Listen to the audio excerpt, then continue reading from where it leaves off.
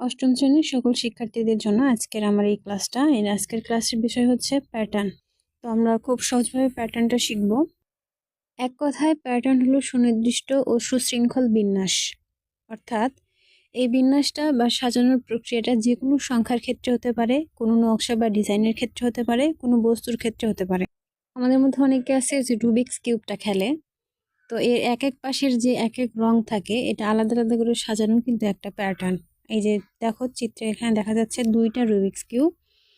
এর প্রথমটাতে দেখো এলোমেলোভাবে দেওয়া আছে, আর দ্বিতীয়টাতে দেখো সুন্দরভাবে সাজানো আছে। সাজানোর যে ধাপটা, এক এক পাশে এক এক রঙের আলাদা আলাদা পৃথকীকরণ, এই বিষয়টাই হচ্ছে প্যাটার্ন। এই যে সুশৃঙ্খল বা সুবিন্যস্ত বা সুনির্দিষ্ট বিন্যাস, এটা যে কোনো ক্ষেত্রে বিশেষ নিয়ম মেনে বারবার একই জিনিসের পুনরাবৃত্তি হয়। এই জিনিসটা একইভাবে চলমান থাকে। আমি এটা কিভাবে চলমান থাকে সেটা বুঝাই। এই যে দেখো, এখানে দেখো আমি কিছু সংখ্যা নিয়েছি পরপর। তো এই সংখ্যাটাও কিন্তু একটা প্যাটার্ন। কিভাবে প্যাটার্ন দেখো, এখানে 1, 4, 7, 10, 13, 16 আছে। সবগুলো সংখ্যার দেখো একটার থেকে আরেকটা 3 করে বৃদ্ধি পেয়েছে। সবগুলো সংখ্যার মাঝখানে 3 আছে, অর্থাৎ 1-এর সাথে 3 যোগ দিয়ে 4, আবার 4-এর সাথে 3 যোগ দিয়ে 7, আবার 7-এর সাথে 3 যোগ করে 10, এভাবে চলতে আছে।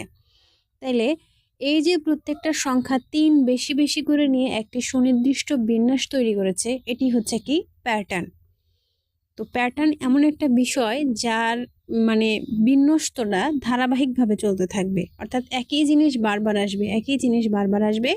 এই বারবার এসে একটা পূর্ণাঙ্গ বা একটা সুনির্দিষ্ট বা একটা সুশৃঙ্খল একটা ধারাবাহিকতা বা নকশা বা ডিজাইন বা সংখ্যার একটা ধারাবাহিকতা সৃষ্টি হবে। এটাই হচ্ছে প্যাটার্ন।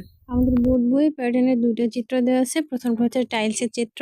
তো টাইলসের চিত্রের প্রথম ঘরে দেখো এটা মাঝ বরাবর ডিজাইনে দেওয়া আছে, তারপর লম্বালম্বি বরাবর ডিজাইনে দেওয়া আছে, তারপর এটা আবার দেখো প্রথমটা এসেছে, তারপর এটা দেখো আবার দ্বিতীয়টা এসেছে। এইভাবে ডান দিকে লম্বা দিকে দুই দিকে একইভাবে এই বিন্যস্তটা করা হয়েছে।